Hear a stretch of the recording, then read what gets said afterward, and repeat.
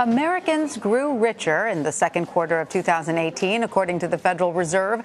The central bank says household wealth grew to nearly $107 trillion from April to June, setting a new record. But the gains were concentrated among the richest Americans, fueled by a rising stock market and rising home prices. Net worth is calculated by subtracting debts like mortgages and credit cards from the value of assets like homes, bank accounts, and stock holdings. But in a separate report from J.P. Morgan, the bank found by the end of this year, the U.S. government's debt per household will surpass the personal debt held by Americans for the first time in history. That is causing some wealthy Americans to call out the president. For more on this, Darrick Hamilton is a professor of economics and urban policy at the New School. He's also a fellow at the Roosevelt Institute, and he joins us now. Darrick, thank you so much for coming to see us. First of all, if you could break down for our viewers the difference between this household debt and this public or government debt. Well, household debt is, as we think of it, it is what a household owns versus what they owe. So the total accumulation of their assets minus their debt, that amounts to their debt. Whereas when we think about the government, one can think of it similar, total government assets minus total government debts. However, when people tell you that the government is like a household, so why shouldn't they balance their budget on an annual basis, that's a misnomer. The government uses their deficit spending in order to enable people. When the government wants to bail us out of a recession, we go into deficit spending. When the government wants to empower people by building roads and bridges that enable more commerce or invest in education or healthcare, those are attributes, that's spending going towards improving our human infrastructure, which becomes vital and important. But now explain to us this J.P. Morgan study that is saying the per household debt, which is, I guess, based on total government debt, correct? Now surpasses the household debt? How does that work exactly? It is an alarming figure, and it's somewhat gaslighting because, frankly, if we think about personal debt, right, we probably don't want if we think about something like student loan debt, it's probably not a good thing to have our young Americans that are adults coming out of college with all this debt when they're at a key point of trying to build economic security over their lifetime.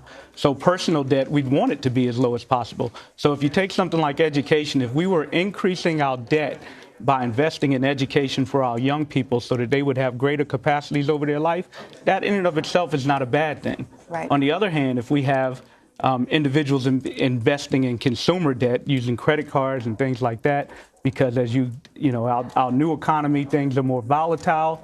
People don't know what their income is from week to week. People don't know what their expenses are, especially if we think about climate change and hurricanes and things like that. Utility bills fluctuate. So as households gain debt like consumer debt and education debt, those are bad things. Mortgage debt, that's not such a bad thing because they're investing in their future. Right. But if we think about the government, on the other hand, if the government is accruing debt as a result of investments, like I said, in healthcare, education, that's investment in its people.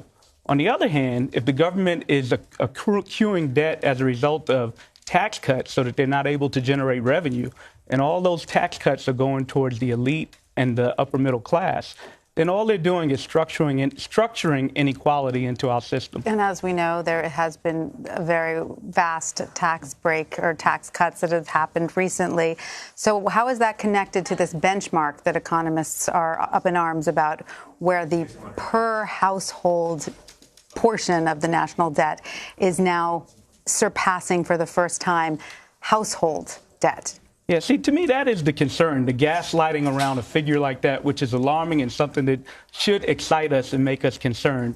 But the real issue to me is not necessarily the debt per se, although there are limits, and the limits would be increasing inflation or crowding out private investments, but actually how we're spending that debt. What I'm trying to emphasize is that if we were using deficit spending or debt towards enabling our people, the people of America, that's not a bad thing. That's a good thing. You're not against debt. I got that. It's just the kind of debt that you're taking on, or what you're doing with that money that you are accruing the debt for. That's right. So I just want to point out that there are many billionaires who, I don't know about many, but there's some vocal ones. Warren Buffett is one. Douglas Durst is another. And he's the son of the man who set up the national debt clock that we see here in New York City, who say, I should pay more in taxes. I'm a billionaire and I'm not paying my fair share. What would you say to that? I think they're absolutely right. I mean, that would be responsible and reasonable, right? So, again, we don't want debts that are being disproportionately spent on the elite and the upper middle class in a way that's not enabling people. So they're recognizing that we could spend that money in a better way rather than benefiting themselves. You know, debts can be bad, right? It can lead to inflation. It can lead to private crowd out of investment. So I think that those billionaires are being responsible and recognizing that the government has a purpose, and that purpose is to enable people, and enabling the elite is a problem. So as an economist, though, are you concerned about the amount of debt the U.S. now holds? I'm concerned about the manner in which we're spending the debt. Right. I am concerned. I'm not a deficit hawk, and I don't think we should be deficit hawks. You know, it can be a concern if we get to a point where we have inflation. The response will be from the Federal Reserve to engage in a contraction monetary policy, which will further burden our households and things like that. However, if that money is being spent on the human capacity of its people, it's not necessarily a bad thing. That's the key point. I mean, I use the term gaslighting, and we do that. So after spending $2 trillion on a tax cut, now we're concerned with the debt and the deficits. A better way to frame this whole problem is, how could we spend $2 trillion to really make the American people better off? Right. The concerns around the debt become drastic or severe if the government's capacity to borrow money becomes severely constrained, where they have to offer huge interest rates to borrow money, and that interest rates ends up crowding out private investment. Are we close to that, do you think? There are not clear signs that we're close to that, to be honest, and nor are there clear signs that we are in a scenario of inflation. All right. Well, Darrick Hamilton, thank you so much for your expertise. Thank you, Tanya.